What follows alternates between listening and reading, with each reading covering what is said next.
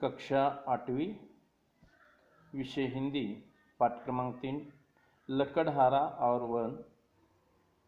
इस पर हम आज स्वाध्याय लेंगे। तो चलिए मेरे प्यारे प्यारे छात्र और छात्राएं, स्वाध्याय। प्रश्न पहला, संजाल पूर्ण करो।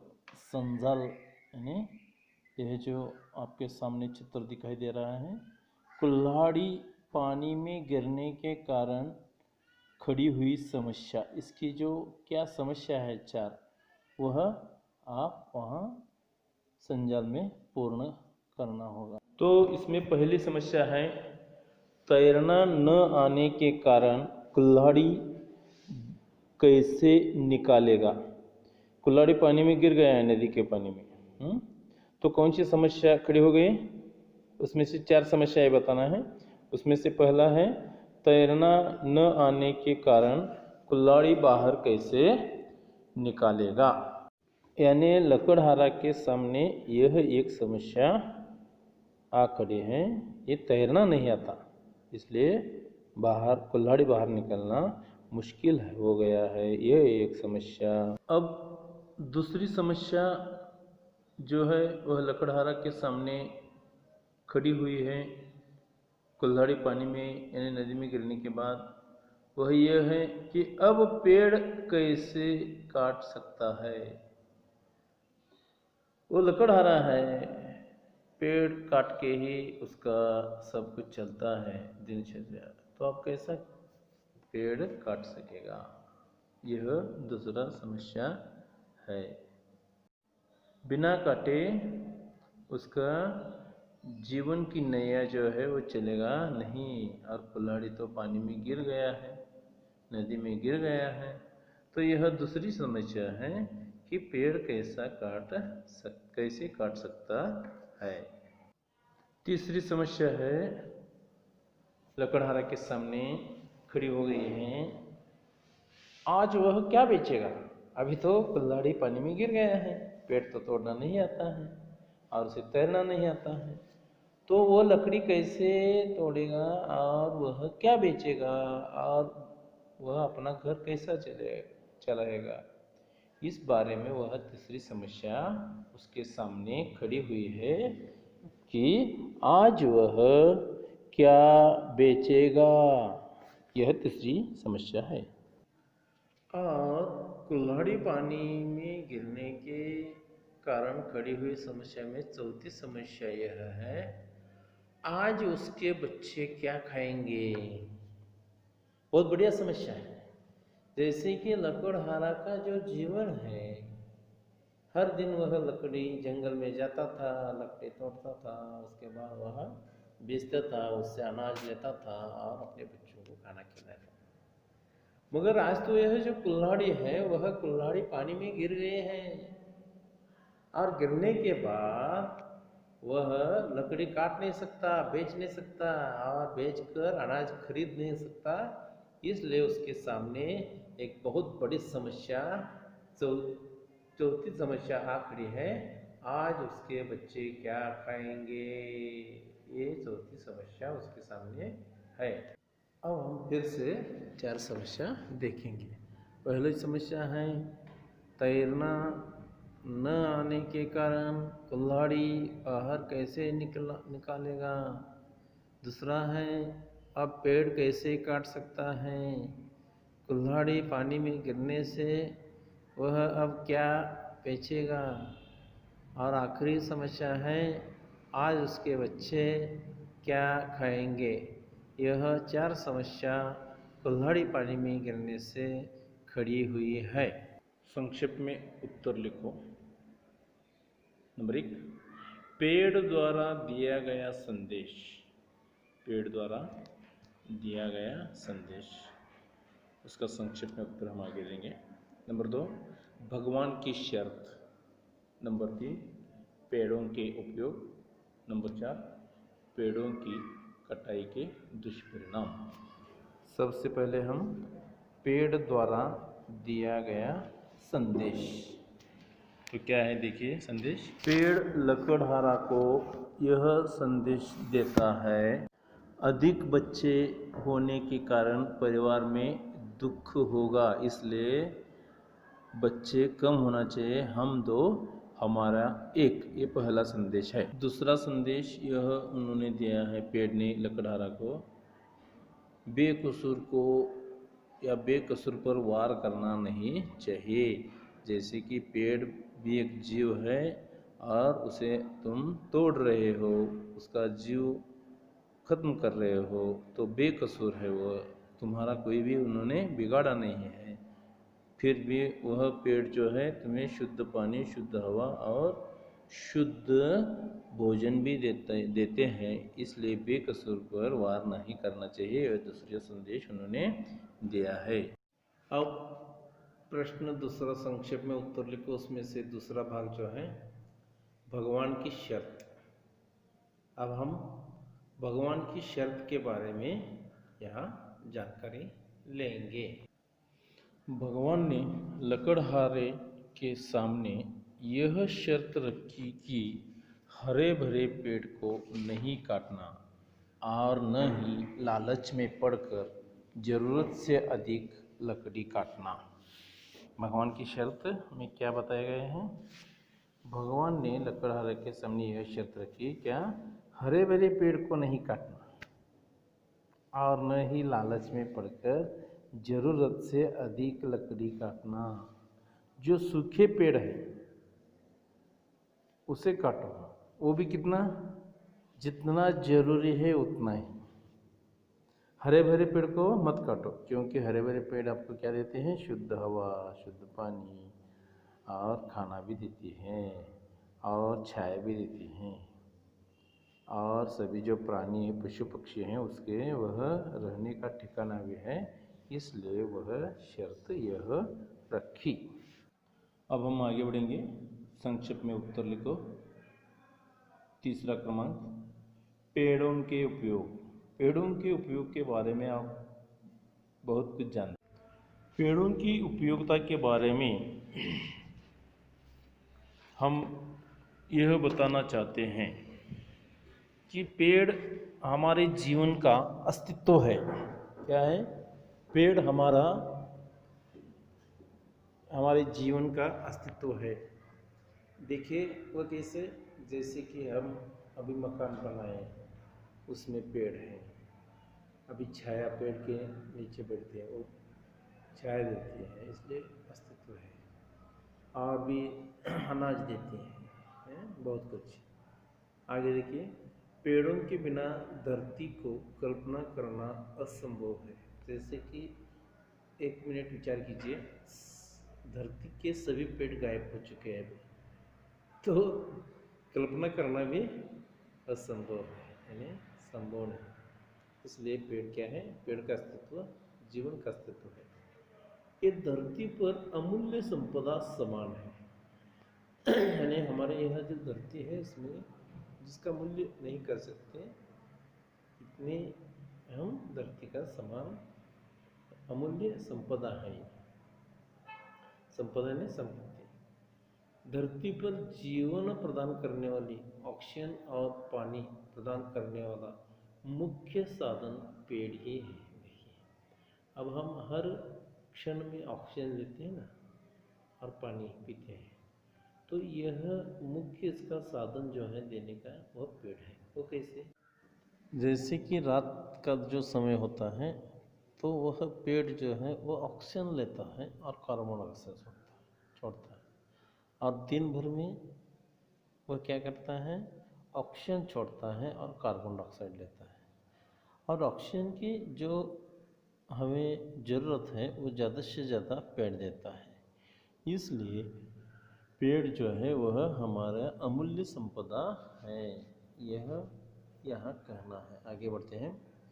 यह वायु प्रदूषण को कम करके पर्यावरण को शुद्ध रखते हैं।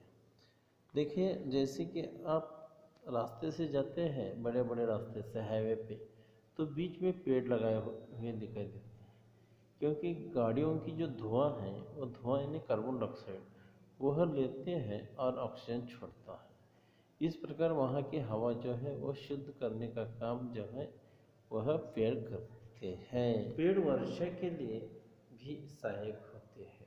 वर्षा यानी बारिश। जैसे कि पेड़ है ना, वह वर्षा होने के लिए, बारिश होने के लिए भी उसका बहुत उपयोगी है। जहाँ जंगल है, जहाँ पेड़ ज़्यादा है, वहीं बरसात हो जाता है, इसलिए वर्षा के लिए भी वह बहुत उपयोगी है। वर्षा का पानी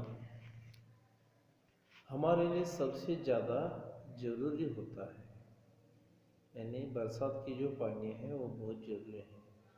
जैसे कि बरसात 4 महीनों का होता है, उस समय जब बरसात होती है उसका जो पानी है उसे हम क्या करते हैं, रोकते हैं और उसका उपयोग जो है साल भर के लिए करते हैं। इसलिए बरसात की जो वर्षा की पानी है वो बहुत उपयोगी है। पेड़ से प्राप्त लकड़ी से तरह तरह के उत्पादन किए जाते हैं। पेड़ हमसे ताजे फल देते हैं। ये पेड़ हमें क्या देता है, ताज़ा ताज़ा फल देता है। और पेड़ों से प्राप्त लकड़ी जो है उसके तरह तरह उत्पादन देते हैं। हम कुर्सियाँ बनाते हैं, मेज बनाते हैं, खिड़कियाँ बनाते हैं, दरवाजे बनाते हैं, मकान बनाते हैं, बैठने के लिए चौराहे बनाते हैं। एक या हजार कामों के लिए उपयोगी पड़ता है। पेड़ हमें ताज़े फल देते हैं। पेड़ हमें क्या देते हैं, ताज़े फल देते हैं, जिन्हें खाकर हम तंदुरुस्त रहते हैं। देखिए, पेड़ हमें ताज़े ताज़े फल देते हैं ना, इसलिए हम खाकर तंदुरुस्त रहते हैं। बहुत से पेड़ के ऊपर लगे फल जो है हम ऊपर जाके तोड़ के खाते हैं, इसलिए तंदुरुस्त बनते हैं। जैसे कि नारियल के पानी हम पीते हैं और पेड़ के नीचे ठंडी छाया मिलती है। जब भी हम धूप में चलते हैं तब थकान महसूस होता है, तब पेड़ के नीचे जो ठंडी छाया होती है वहाँ हम सोते हैं, बैठते हैं, जिससे हमारी थकान मिट जाती है। इतनी ठंडी छाया होती है और थकान मिट जाती है। बीमारी को दूर करने के लिए पेड़ों से बनी जड़ी बूटियाँ अत्यंत लाभदायक होती है। पेड़ों से बनी जो जड़ी बूटियाँ है ना, वह लाभदायक होती है। जैसे कि हम बहुत से तुलसी के पान खाते हैं, इस प्रकार। अतः पेड़ हमारे लिए अत्यंत उपयोगी हैं। पेड़ हमारे लिए बहुत उपयोगी है। मेरे प्यारे प्यारे छात्र और छात्राएं, पेड़ के उपयोग इतना ही कहकर हम नहीं रुक सकते। बहुत सारे, एक बड़ा किताब बन जाएगा। इतने इतने उपयोग हम पेड़ के हमारे लिए हैं, इसलिए पेड़ को काटना नहीं। सूखे पेड़ हो तो कटेंगे तो चलेगा, मगर उसी समय एक दूसरा पौधा उसी जगह पर लगाना चाहिए। यह महत्वपूर्ण बात याद में रखिए। अब संक्षेप में उत्तर लिखो इसका आखिरी जो है वह प्रश्न 4, पेड़ों की कटाई के दुष्परिणाम। पेड़ों की कटाई के दुष्परिणाम के बारे में अब हम जानकारी लेंगे। तो चलिए, पेड़ों की कटाई के दुष्परिणाम। देखिए, पेड़ों की कटाई के दुष्परिणाम क्या हैं। पेड़ों की कटाई करने से वर्षा नहीं आएगी। सबसे पहला और बड़ा दुष्परिणाम यह है कि सभी पेड़ों को काटने के बाद बारिश नहीं होती है, क्योंकि बहुत से पेड़ होते हैं, वह जो मेघ होते हैं, बादल होते हैं, उन्हें खींचकर बारिश वहाँ होती है। यानी पेड़ों की कटाई करने से वर्षा नहीं आएगी। वन्य जीवों का अस्तित्व खतरे में पड़ जाएगा। सभी पेड़ खत्म हुए तो जो वन्य जीव हैं, वन्य जीव में कौन कौन से आते हैं, बहुत सारे प्राणी आते हैं, बहुत सारे पक्षी आते हैं। ये सभी जो वन्य जीव हैं वह उसका जीवन जो है वो खतरे में आ जाता है। मनुष्य को शुद्ध हवा नहीं मिलेगी, और मनुष्य को शुद्ध हवा नहीं मिलेगी क्योंकि कार्बन डाइऑक्साइड लेकर ऑक्सीजन छोड़ने का काम कौन करता है, पेड़। ऑक्सीजन किसी ज़रूरत है, आदमी को। इसलिए मनुष्य को शुद्ध हवा नहीं मिलेगी जैसे कि आप पेड़ काटेंगे तो, और आखिर में मनुष्य का अस्तित्व खत्म हो जाएगा। यानी सबसे बढ़िया जो खतरा है जो मनुष्य है वो खत्म ही हो जाएगा, क्योंकि मनुष्य को जीने के लिए हवा चाहिए, पानी चाहिए और खाना चाहिए। और हवा, पानी और खाना और रहने के लिए जो जगह है, मकान है, ये चारों जो है वह सिर्फ और सिर्फ पेड़ ही देते हैं और कोई भी नहीं देता है। इसलिए मनुष्य का अस्तित्व खत्म हो जाएगा। यह दुष्परिणाम इसके है। अब हम आगे बढ़ेंगे। पाठ में प्रयुक्त धातुओं के नाम बताइए। यानी गद्यांश में प्रयुक्त धातुओं के नाम, गद्यांश में आए हुए प्रयुक्त धातुओं के नाम, यानी जिसमें धातु है और उसका नाम। अभी इसमें कौन कौन से आए हैं? एक सोना और दूसरा चांदी, ये धातु है। तो यहाँ लिख लीजिए, कृति पूर्ण करो। पाठ में प्रयुक्त धातुओं के नाम, पहला है सोना, उसके बाद है चांदी। सोना, चांदी, यह इस पाठ में आए हुए धातुओं के नाम है। यहाँ आपके सामने एक तालिका दिखाई देता है भाषा बिंदु का। ये प्रश्न ऐसा है, निम्न वृत्त में दिए संज्ञा तथा विशेषण शब्दों को छांटकर यानी ढूंढकर तालिका में उचित स्थानों पर उनके भेद सहित लिखो। उनके भेद कौन से हैं वो भी लिखो। अभी संज्ञा में यहाँ नदी है, पहाड़ी है, सीता, वह लकड़हारा, पानी, 4 किलो, गरीबी, ईमानदारी, गंगा, पालक, 10, चांदी, कोई सवाधनीय है। पुस्तक में देखिए संज्ञा, भेद, विशेषण और भेद। नदी जातिवाचक संज्ञा, विशेषण पहाड़ी गुणवाचक विशेषण, संज्ञा में सीता है व्यक्तिवाचक संज्ञा, विशेषण में वह लकड़हारा सार्वनामिक विशेषण, पानी द्रव्यवाचक, यह द्रव्य है, और यहाँ विशेषण है 4 किलो, निश्चित परिणाम कारक, निश्चित परिणाम कारक। यानी आपको नदी, सीता, पानी, ये क्या है? संज्ञा है, और उसके भेद क्या है? जातिवाचक, व्यक्तिवाचक, द्रव्यवाचक। यहाँ विशेषण है पहाड़ी, वह लकड़हारा 4 किलो। पहाड़ी क्या है? उसमें गुण है पहाड़। वह लकड़हारा है सार्वनाम, लकड़हारा को सार्वनामिक विशेषण दिए है। 4 किलो ये निश्चित परिणाम कारक है, इतना ही मिलेगा, निश्चित मिलेगा, इसे परिणाम कारक ऐसे कहते हैं। इसमें पानी है और गरीबी जो है ना, पानी जो है द्रव्य है, इसलिए द्रव्यवाचक शब्द है। गरीबी क्या भाव है? वह भाववाचक शब्द है। 4 किलो ये क्या है? निश्चित, इतना ही मिलेगा, परिणाम वाचक। और 10 यानी निश्चित संख्यावाचक विशेषण। विशेषण और संज्ञा, इसके बारे में ये जो तालिका है इसे हम पूरा किए हैं। आप भी अपने वे में ये लिखकर पूरा करें। तो चलिए आखिर में मैंने समझा यानी इसमें क्या सारांश दिए हैं, कौन सा उपदेश दिए हैं, कौन सा संदेश दिया है, इस पाठ से हम कौन से सीख ले सकते हैं, इसके बारे में इस सवाल को क्या क्या आप जवाब देना अभी जरूरी है। पेड़ हमारा जीवन दाता है। पहली बार हम ये समझ लेंगे कि पेड़ हमारा क्या है? जीवन दाता है।